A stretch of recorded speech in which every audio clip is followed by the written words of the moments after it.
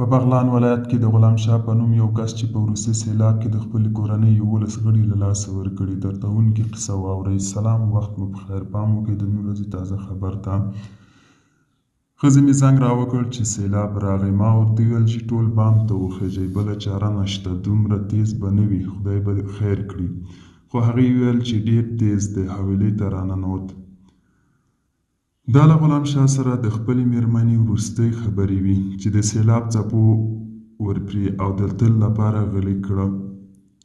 خبر نه و هغه سیلاب به یې د کورنۍ 11 غړي وژني چې ده ګمان کاوه چې تیز به نه وي او بام ته په ختو ترې بچ شي.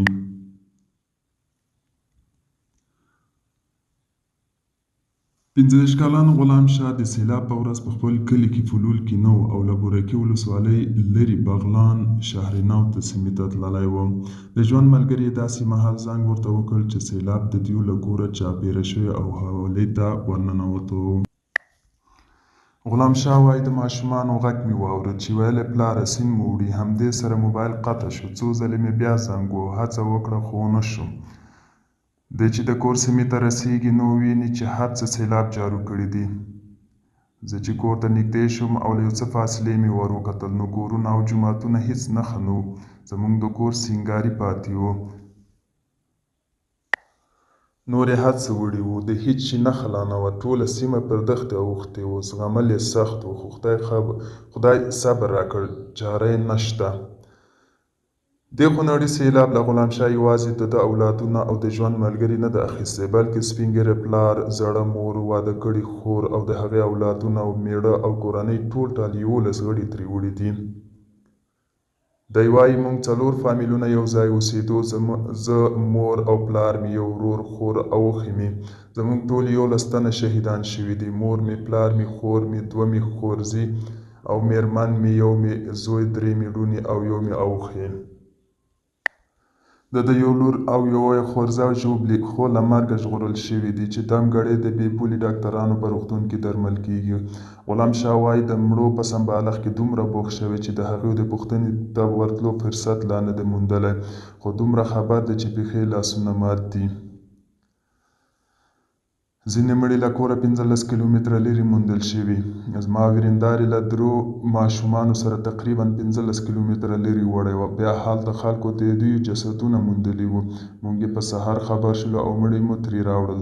د بغلان د خونړي سیلاب نن 8مه ورځ ده او پکې وژل شویو شمېر 300 څخه واوښته، خو لا هم ګڼ کسان ترې تم دي او موندلو هڅې روانې دي. غلام شاه وایي د دوی د کورنۍ مړي هم خلکو په یوه بله سیمه کې موندلي، بیا یې له ولسوالۍ ته سپارلي او د عکسونو پر مټ یې دوی پیژندلي او ترې راوړي دي.